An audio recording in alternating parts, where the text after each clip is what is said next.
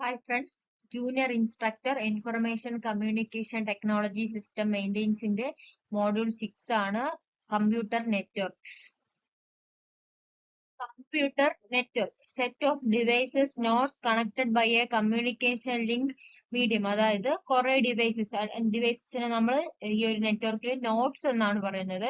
അപ്പൊ നോട്ട്സ് എല്ലാം കൂടി ഒരു കമ്മ്യൂണിക്കേഷൻ ലിങ്കിലോട്ട് കണക്ട് ചെയ്യും. കമ്മ്യൂണിക്കേഷൻ ലിങ്കിനെ നമ്മൾ മീഡിയം എന്നാണ് പറയുന്നത്. അതിലേക്ക് കണക്ട് ചെയ്യും. A node can be a computer, printer or any other device capable of sending or receiving data. ഒരു നോഡ് എന്ന് പറയുന്നത് ഒരു കമ്പ്യൂട്ടർ ആയിരിക്കും, ഒരു പ്രിന്റർ ആയിരിക്കും, അല്ലെങ്കിൽ മറ്റേതെങ്കിലും ഒരു ഡിവൈസ് ആയിരിക്കും. എന്തിന് capable ആയിരിക്കണം? ഡാറ്റ സെൻഡ് ചെയ്യാനും റിസീവ് ചെയ്യാനും capable ആയിരിക്കണം. A link can be a cable, air, optical fiber or any medium which can transport a signal carrying information. അതായത് ഒരു ലിങ്ക് എന്ന് വെച്ചാൽ ഒരു കേബിൾ അല്ലെങ്കിൽ എയർ അല്ലെങ്കിൽ ഒരു ഒപ്റ്റിക്കൽ ഫൈബർ ആയിരിക്കും. അതുപോലത്തെ ഏതെങ്കിലും ഒരു മീഡിയം ആയിരിക്കും. എന്താണ് ചെയ്യേണ്ടത്?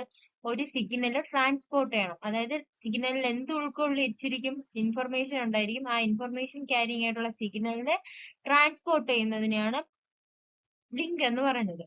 Computer network is an interconnected collection of computers. Computers Inter connected ആയിട്ടുള്ള ഒരു കളക്ഷനെയാണ് എന്തെന്ന് പറയുന്നത്? കമ്പ്യൂട്ടർ നെറ്റ്വർക്ക് എന്ന് പറയുന്നത്. Computer network is an interconnected collection of computers. അപ്പം കമ്പ്യൂട്ടേഴ്സിനെ തമ്മിൽ ഇന്റർ കണക്ട് ചെയ്തിരിക്കുന്ന ഒരു കളക്ഷനാണ് കമ്പ്യൂട്ടർ നെറ്റ്വർക്ക് എന്ന് പറയുന്നത്. Two computers are interconnected if they are able to exchange information. രണ്ട് കമ്പ്യൂട്ടേഴ്സിനെ തമ്മിൽ ഇന്റർ കണക്ട് ചെയ്താൽ അവിടെ എന്ത് സാധ്യമാണ്? ഇൻഫർമേഷൻസ് എക്സ്ചേഞ്ച് ചെയ്യാൻ സാധ്യമാണ്. എന്താണ് ഇതിന്റെ ഒരു purpose? For sharing data and resources. ഡാറ്റയും റിസോഴ്സസും ഒക്കെ ഷെയർ ചെയ്യാൻ വേണ്ടിയിട്ടാണ് കമ്പ്യൂട്ടർ നെറ്റ്വർക്കിന്റെ purpose. Communication is the process of exchanging information between two persons or devices. Communication എന്ന് വെച്ചാൽ എന്താണ്? ആശയവിനിമയമാണ്. അപ്പം the process of exchanging information between two persons or devices. വ്യക്തികൾ തമ്മിലോ ഉപകരണങ്ങൾ തമ്മിലോ ഉള്ള എന്താണ് ഇൻഫർമേഷന്റെ എക്സ്ചേഞ്ച് ചെയ്യുന്ന ആ ഒരു പ്രോസസ്സിനെയാണ് കമ്മ്യൂണിക്കേഷൻ എന്ന് പറയുന്നത്.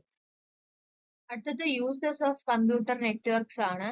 ഒന്നാമതായിട്ട് കമ്പ്യൂട്ടർ നെറ്റ്വർക്ക് ഉപയോഗിക്കുന്നത് ബിസിനസ് ആപ്ലിക്കേഷൻസിലാണ്. ബിസിനസ് ആപ്ലിക്കേഷനിൽ എന്തിനു വേണ്ടിയിട്ടാണ്? റിസോഴ്സ് ഷെയർ ചെയ്യാൻ വേണ്ടിയിട്ട്.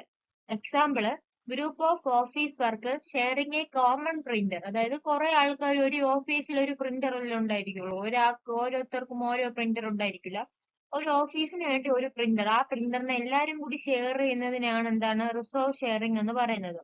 അടുത്തത് ഇൻഫർമേഷൻ ഷെയറിംഗ്. ഒരു ഓഫീസിൽ ഒരാൾക്ക് അറിയാനുള്ള കാര്യം, വിവരം മറ്റൊരാൾക്ക് ഷെയർ ചെയ്യാൻ കഴിയില്ല. അപ്പം അതിൽ വരുന്നതാണ് റിസോഴ്സ് ഷെയറിംഗ്. അടുത്ത ഹോം ആപ്ലിക്കേഷൻ. ഹോം ആപ്ലിക്കേഷനിൽ വരുന്നത് person to person communication. Example email, instant messaging, group chat, video call, ഇതൊക്കെയാണ് പേഴ്സൺ ടു പേഴ്സൺ കമ്മ്യൂണിക്കേഷനിൽ വരുന്നത്. അടുത്ത access to remote information. Browsing, online newspaper, online digital libraries, ഇതൊക്കെയാണ് access to remote ഇൻഫർമേഷനിൽ വരുന്നത്.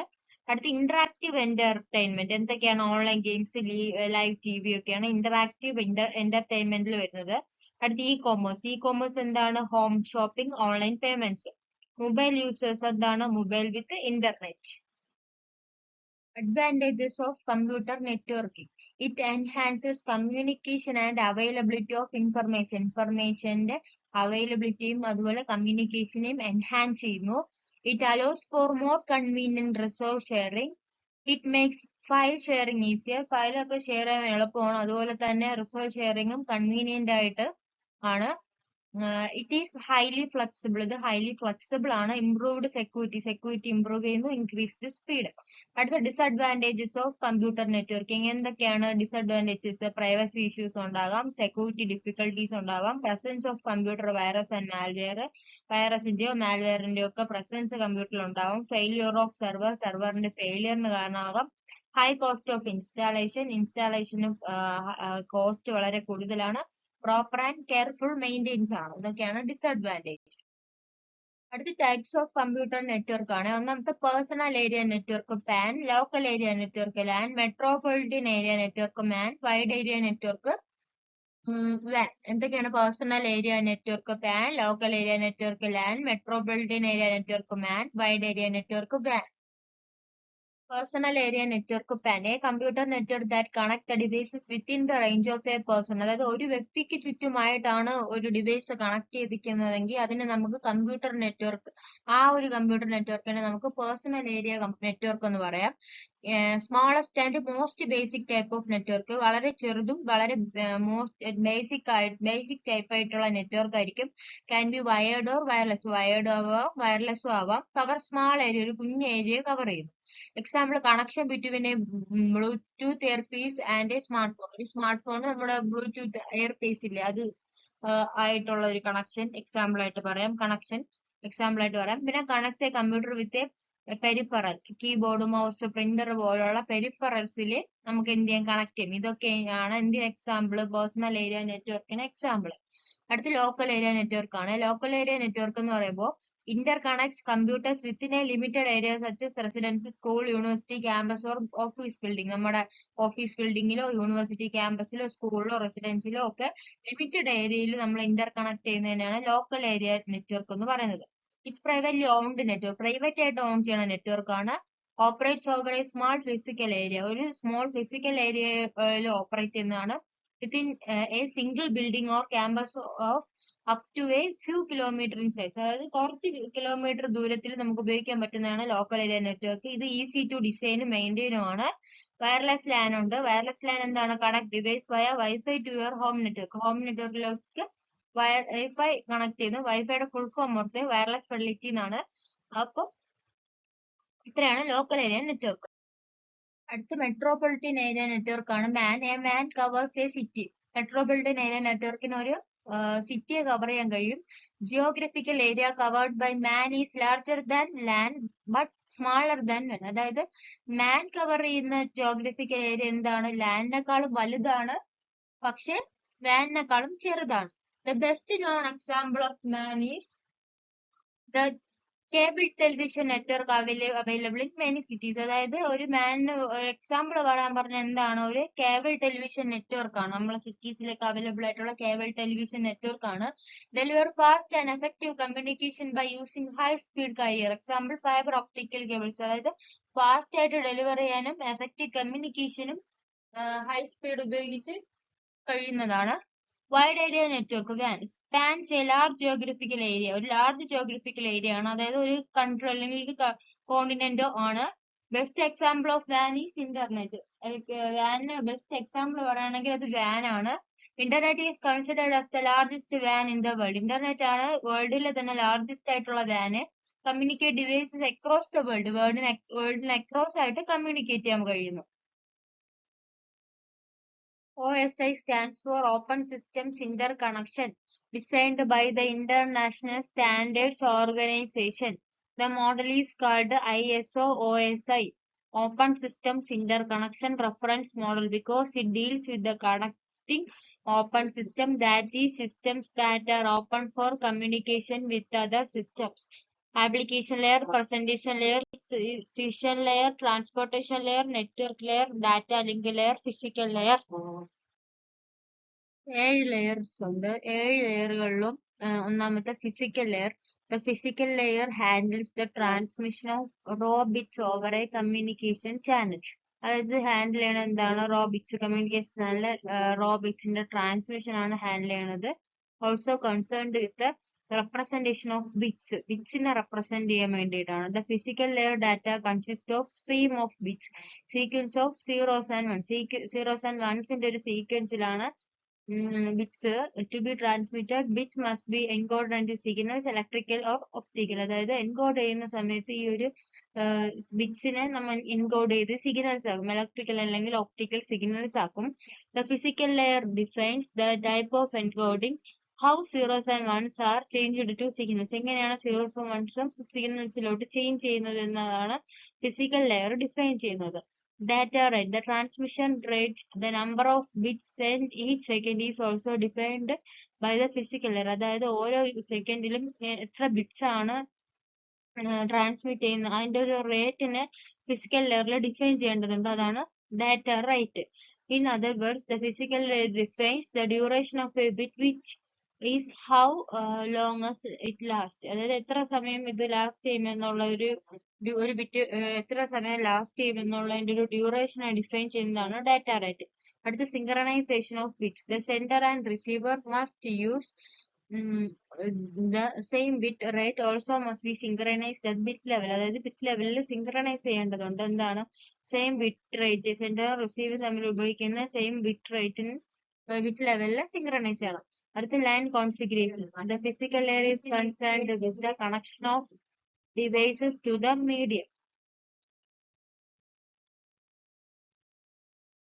മീഡിയയിലോട്ടുള്ള ഡിവൈസസിന്റെ കണക്ഷനെ കൺസേൺ ചെയ്യുന്നത് ഫിസിക്കൽ ലെയറിലാണ്. In a point to point കോൺഫിഗറേഷനിലെ two devices are connected through a dedicated link. ഒരു ഡെഡിക്കേറ്റഡ് ലിങ്കിലോട്ട് രണ്ട് ഡിവൈസസ് കണക്ട് ചെയ്തിട്ട് കണക്ട് ചെയ്തിരിക്കും. ഇൻ മൾട്ടി പോയിന്റ് കോൺഫിഗറേഷനിലാണെങ്കിൽ ലിങ്ക് ഷെയർഡ് അമംഗ് സെവറൽ ഡിവൈസസിനിടയ്ക്ക് ലിങ്ക് ഷെയർ ചെയ്യും. അടുത്ത physical topology. The physical topology define how devices are connected to make a network. അതായത് നെറ്റ്വർക്ക് കണക്ട് ചെയ്യാൻ വേണ്ടിയിട്ടും ഒരു നെറ്റ്വർക്ക് മേക്ക് ചെയ്യാൻ വേണ്ടിയിട്ട് എങ്ങനെയാണ് ഡിവൈസസിനെ കണക്ട് ചെയ്യുന്നത് എന്നുള്ളത് ഡിഫൈൻ ചെയ്യുന്നതാണ് ഫിസിക്കൽ ടോപ്പോളജി. അതായത് മെഷറിങ്, ബസ്, ഹൈബ്രിഡ് ഇതൊക്കെ ടോപ്പോളജീസ് അല്ലേ. ആ ടോപ്പോളജീസ് ഒരു ഫിസിക്കൽ ടോപ്പോളജി ഡിഫൈൻ ചെയ്യും. അതായത് എന്തിനു വേണ്ടിയിട്ട് ഒരു നെറ്റ്വർക്ക് കണക്ട് ചെയ്യാൻ വേണ്ടിയിട്ട് എങ്ങനെ ഡിവൈസസിനെ കണക്ട് ചെയ്യാമെന്ന്. The transmission mode. The physical layer also defines the direction of transmission between two devices. രണ്ട് ഡിവൈസ് തമ്മിലുള്ള ട്രാൻസ്മിഷൻ ഏത് ഡയറക്ഷനിലോട്ടാണെന്ന് ഡിഫൈൻ ചെയ്യുന്നത് ഒരു ട്രാൻസ്മിഷൻ മോഡാണ്. Simplex, half duplex, full duplex. Simplex ആവാം, ഹാഫ് ഡ്യൂപ്ലക്സ് ആവാം, അല്ലെങ്കിൽ ഫുൾ ഡ്യൂപ്ലക്സ് ആവാം. ഇതാണ് ട്രാൻസ്മിഷൻ മോഡ്.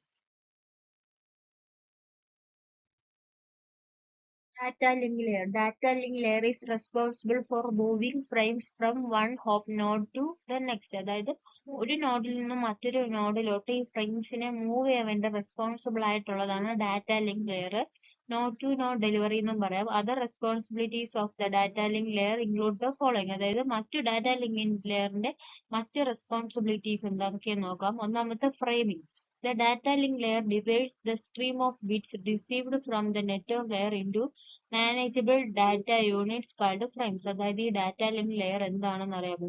ഈ ഒരു നെറ്റ്വർക്ക് ലെയറിലോട്ട് വരുന്ന ഈ സ്ട്രീം ഓഫ് ബിറ്റ്സിനെ റിസീവ് ചെയ്തതിന് ശേഷം അതിനെ മാനേജബിൾ ആയിട്ടുള്ള ഡാറ്റ യൂണിറ്റ്സ് ആയിട്ട് കൊടുക്കും. ഇതിനെയാണ് ഫ്രെയിംസ് എന്ന് പറയുന്നത്. അടുത്ത flow control. If the rate at which the data are absorbed by the receiver is less than the rate at which data are produced by the sender, the data link layer imposes a flow control mechanism to avoid overwhelming the receiver. അതായത് എന്താണ് ഈ receiver absorb ചെയ്യുന്ന data rate ആ sender produce ചെയ്യുന്നതിനേക്കാളും കുറവാണെങ്കിൽ എന്താണ് ഈ data link layer ഈ ഒരു ഫോൾ കൺട്രോൾ മെക്കാനിസത്തിനെ ഇമ്പോസ് ചെയ്യും. അതായത് എന്തിനാണ് ഓവർ വീമിങ്, റിസീവറിന് ഓവർ വീമിങ് വരാതിരിക്കാൻ വേണ്ടിയിട്ട് കൺട്രോൾ ചെയ്യും. The error control. The data link layer adds reliability to the physical layer by adding mechanism to detect and transmit damages or lost frames. അതായത് ഈ ഒരു ഫ്രെയിംസ് ലോസ്റ്റ് ചെയ്യാനോ ഡാമേജ് ചെയ്യാതെ ഇരിക്കാൻ വേണ്ടിയിട്ട് എന്ത് ചെയ്യും? ഈ ഒരു ഡാറ്റ ലിങ്ക് ലെയർ ആണെങ്കിൽ ഒരു ഫിസിക്കൽ ലെയറിൽ റിയലബിലിറ്റി ആയിട്ട് റിയലബിലിറ്റി ആഡ് ചെയ്യും. എന്തിനു വേണ്ടിയിട്ടാണ്? ഈ ഒരു ഇതിനെ ഈ ലോസ്റ്റ് ഫ്രെയിംസിനെ ഡാമേജ് ആയിട്ടുള്ളതിനെയൊക്കെ റീട്രാൻസ്മിറ്റ് ചെയ്യാനും ഡിറ്റക്ട് ചെയ്യാനും വേണ്ടിയിട്ട്. അടുത്ത access control. When two or more devices are connected to the same link. ഒരു സെയിം ലിങ്കിൽ ഒന്നോ അതിൽ കൂടുതലോ ഡിവൈസസ് കണക്ട് ചെയ്യുന്ന സമയം ഈ ഡാറ്റ ലിങ്ക് ലെയർ പ്രോട്ടോകോൾസ് എന്താണ് necessary to determine which device has control over the link at any given time. അതായത് തന്നിരിക്കുന്ന സമയപരിധിക്കുള്ളിൽ ഈ ലിങ്കിൽ ഏത് ഡിവൈസസിനെയാണ് കൺട്രോൾ ചെയ്യേണ്ടത് എന്നുള്ളത് ആക്സസ് കൺട്രോൾ പറഞ്ഞത്. Physical addressing. The frames are to be distributed to different systems on the network. The data link layer adds a header to the frame to define the sender and or receiver of the frame. If the frame is intended for a system outside the sender's network, the receiver address the addresses is the address of the device that connected to the network to the next one. അതായത് physical addressing. അതായത് ഒരു ഫ്രെയിമിൽ നിന്ന് മറ്റൊരു ഫ്രെയിമിലോട്ട് നെറ്റ്വർക്കിൽ distribute ചെയ്യാൻ വേണ്ടിയിട്ട് എന്താണ് അഡ്രസ്സിങ് ചെയ്യണം. അതിന് വേണ്ടിയിട്ടാണ് ഈ ഫിസിക്കൽ അഡ്രസ്സിങ് എന്ന കോൺസെപ്റ്റ് കൊണ്ട് ഉപയോഗിക്കുന്നത്. Network layer. The network layer is responsible for the source to destination delivery of a packet. ഒരു പാക്കറ്റ് സോഴ്സിൽ നിന്നും ഡെസ്റ്റിനേഷനിലോട്ട് കൊണ്ടുപോകാൻ ഡെലിവറി ചെയ്യാൻ വേണ്ടിയിട്ട് റെസ്പോൺസിബിൾ ആയിട്ടുള്ളതാണ് network layer. The network layer is responsible for the source to destination delivery of a packet. ഒരു പാക്കറ്റിന് സോഴ്സിൽ നിന്നും ഡെസ്റ്റിനേഷനിലോട്ട് ഡെലിവറി ചെയ്യുന്നതാണ് network layer. At this layer, the unit of data exchanged among nodes is typically called packet. അതായത് ഈ ഒരു നോട്ട്സിലോട്ട് data exchange ചെയ്യുന്നതിനെയാണ് ആ ഒരു ഡാറ്റയാണ് യൂണിറ്റ് ഓഫ് ഡാറ്റയെയാണ് പാക്കറ്റ് എന്ന് പറയുന്നത്. Network layer ensures that each packet gets from its point of origin to its final destination. അതായത് network layer ensure ആക്കിയിട്ടുണ്ട് എന്താണ് ഒരു പാക്കറ്റിൽ നിന്നും ഒരു പോയിന്റിൽ നിന്നും അതിന്റെ ഒറിജിനിലോട്ട് അതിന്റെ ഫൈനൽ ഡെസ്റ്റിനേഷനിലോട്ട് ഈ പാക്കറ്റിനെ കൊണ്ടുപോകണം. Other responsibilities of the network layer include routing and logical addressing. അതായത് മറ്റു റെസ്പോൺസിബിലിറ്റീസ് എന്താണ് റൂട്ടിംഗും ലോജിക്കൽ അഡ്രസ്സിംഗും ആണ് മറ്റു responsibilities. Logical addressing. The physical addressing implemented by the data link layer handles the addressing problem locally. അതായത് ഈ ഒരു അഡ്രസ്സിംഗ് പ്രോബ്ലത്തിനെ ലോക്കലി ഹാൻഡിൽ ചെയ്യാൻ കഴിയുന്നവരാണ് data link layer. If a packet passes the network boundary, അതായത് ഒരു packet network boundary pass ചെയ്ത് കഴിഞ്ഞാൽ we need another addressing system to help distinguish the source and destination system. ഈ സോഴ്സും ഡെസ്റ്റിനേഷൻ സിസ്റ്റത്തിനെയൊക്കെ എന്താണ് help ചെയ്യാൻ വേണ്ടിയിട്ട് ഡിസ്റ്റിംഗ്വിഷ് ചെയ്യാൻ വേണ്ടിയിട്ട് മറ്റൊരു അഡ്രസ്സിംഗ് സിസ്റ്റം ആവശ്യമാണ്. Network layer adds a header to the packet. Network layer എന്താണ് ഒരു ഹെഡർ, ഒരു പാക്കറ്റിൽ ഹെഡർ ആഡ് ചെയ്യും. Coming from the upper layer that among other things include the logical address of the sender and receiver. Routing. When there are multiple paths between source and destination. Source and destination multiple paths ഉണ്ട്. Only one route must be chosen. ഒരു root മാത്രമേ പക്ഷെ എന്താണ് choose ചെയ്യാൻ കഴിയുള്ളൂ. Transport layer. Here the unit of data exchanged is TPDU. TPDU എന്ന് വെച്ചാല് എന്താണ് ട്രാൻസ്പോർട്ട് പ്രോട്ടോകോൾ ഡാറ്റ യൂണിറ്റ് ആണ്. അതായത് എന്താണ് ഈ ഡാറ്റ യൂണിറ്റിൽ നിന്നും ഡാറ്റ എക്സ്ചേഞ്ച് ചെയ്യും. ട്രാൻസ്പോർട്ട് ലെയർസ് നെറ്റ്വർക്കിൽ ട്രാൻസ്പോർട്ട് ലെയേഴ്സിലോട്ട് എക്സ്ചേഞ്ച് ചെയ്യും. അതിനെയാണ് TPDU എന്ന് പറയുന്നത്. എന്താണ് transport protocol data unit. The transport layer is responsible for process to process delivery of the entire message. ഈ ഒരു entire മെസ്സേജിനെ പ്രോസസ് ടു പ്രോസസ് ഡെലിവറി ചെയ്യാൻ വേണ്ടിയിട്ട് റെസ്പോൺസിബിൾ ആയിട്ടുള്ളവരാണ് ഈ ട്രാൻസ്പോർട്ട് ലെയർ.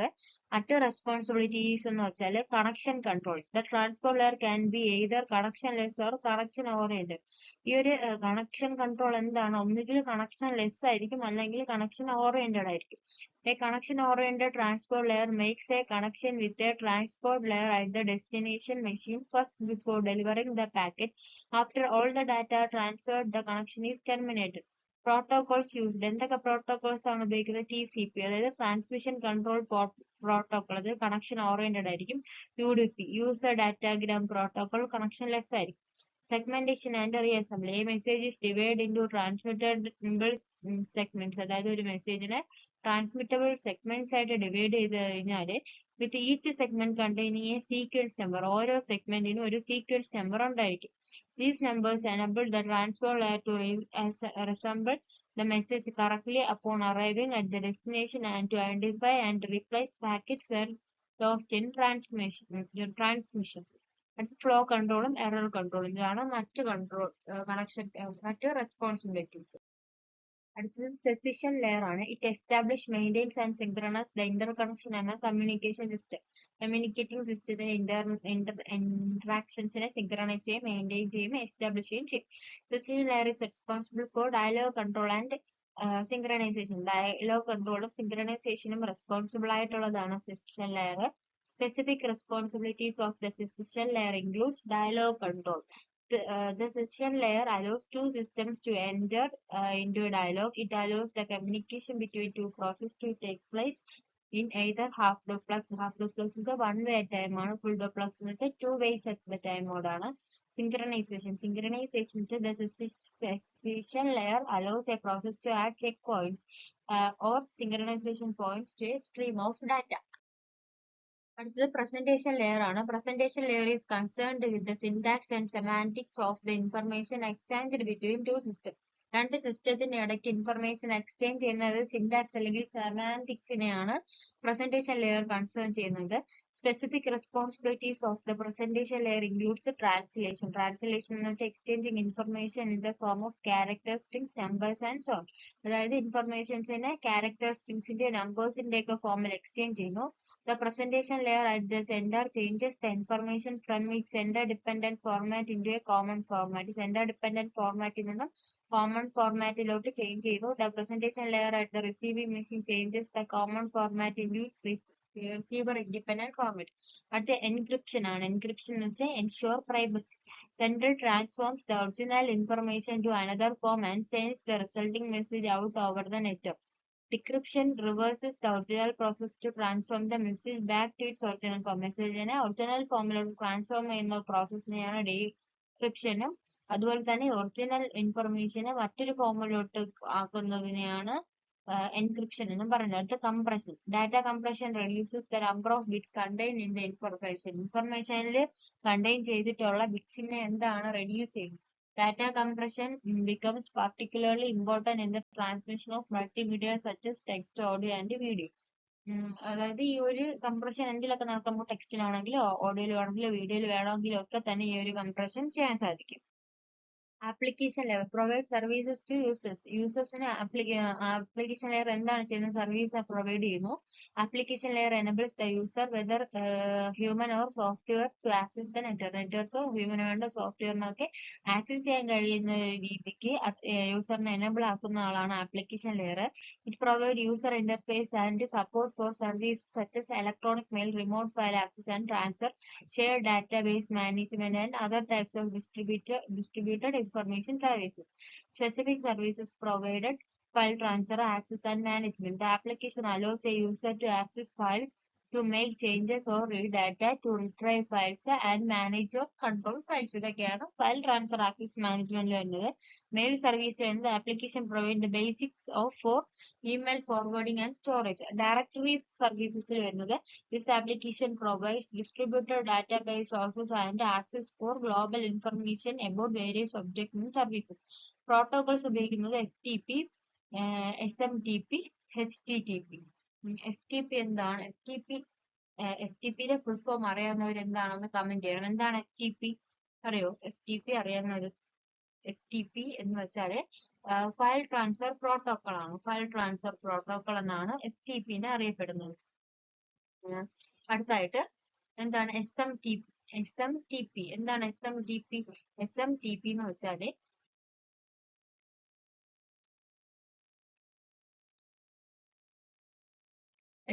എന്ന് വെച്ചാല് എന്താണ്? സിമ്പിൾ മെയിൽ പ്രോട്ടോകോൾ ആണ്. HTTP എന്ന് വെച്ചാൽ എന്താണ്? HTTP എന്ന് വെച്ചാല് ഹൈപ്പർ ടെക്സ്റ്റ് ട്രാൻസ്ഫർ പ്രോട്ടോകോൾ ആണ്. അപ്പൊ ഇത്രയാണ് പ്രോട്ടോകോൾസ്.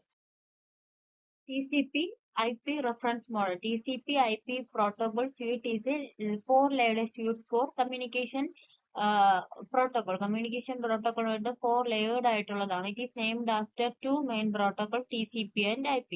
TCP എന്ന് വെച്ചാൽ ട്രാൻസ്മിഷൻ കൺട്രോൾ പ്രോട്ടോകോൾ ആണ്. IP എന്ന് വെച്ചാൽ ഇന്റർനെറ്റ് പ്രോട്ടോകോൾ ആണ്. TCP stands for transmission control protocol. IP stands for internet protocol. OSIയിലാണെങ്കിൽ 7 ലെയർ ആണെങ്കിൽ TCPയിലാണെങ്കിൽ 4 ലെയർ ആണ്. Application, transport, internet, host to host. ഇത്രയാണ്. അടുത്തത് the 4-layer TCP model host to host network, internet, transport and application layer. Host to network layer എന്ന് വെച്ചാൽ host to network layer is equivalent to communication of physical and data link layer. അതായത് ഫിസിക്കലും data link ലെയറിനെ ഒരുമിച്ച് combine ചെയ്ത് വന്നാൽ അതെന്തായി? host to network layer ആയി. The TCP or IP reference model does not really say much about what happens here except to point out that the host has connected to the network using some protocol, so it can send IP packets to it. This protocol is not defined and varies from host to host and network to network. അടുത്തത് transport layer ആണ്. UDP and TCP. UDP എന്ന് വെച്ചാൽ user datagram protocol ആണ്. TCP എന്ന് വെച്ചാൽ transmission control protocol ആണ്. Transport level protocols responsible for delivery of a message from a process running program to another process. TCP എന്ന് വെച്ചാൽ transmission control protocol ആണ്.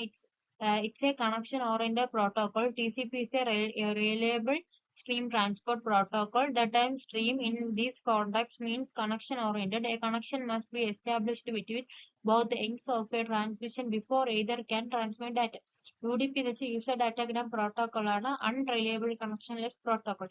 A new transport layer protocol CTP എന്ന് വെച്ചാൽ stream control transmission protocol ആണ്. Has been devised to meet needs of some newer applications. Stream control transmission protocol.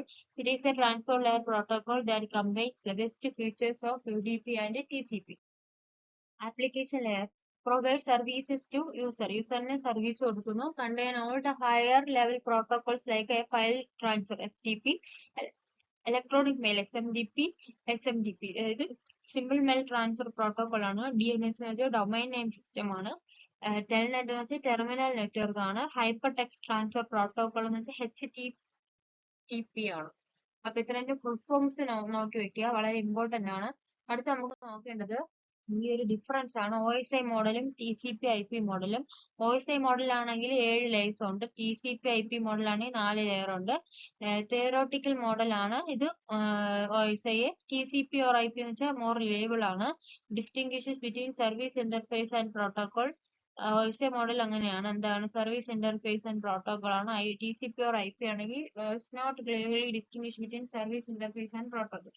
Model was developed before the development of protocols. Protocol developed ചെയ്തതിന് മുമ്പ് develop ചെയ്തതാണ് model. Protocols were developed first and then the model was developed. OSI മോഡലാണ് protocol independent standard ആണ്. TCP IP ഇതാണ് protocol dependent standard ആണ്. OSI model more complexity due to more number of layers, less complexity due to less number of layers. അപ്പം ഇത്രയാണ് computer നെറ്റ്വർക്കിൽ. ബാക്കി നമുക്ക് അടുത്ത ക്ലാസ്സിൽ നോക്കാം. എല്ലാവരും വീഡിയോ കാണുക, ലൈക്ക് ചെയ്യുക, ഷെയർ ചെയ്യുക, സബ്സ്ക്രൈബ് ചെയ്യുക. Thank you.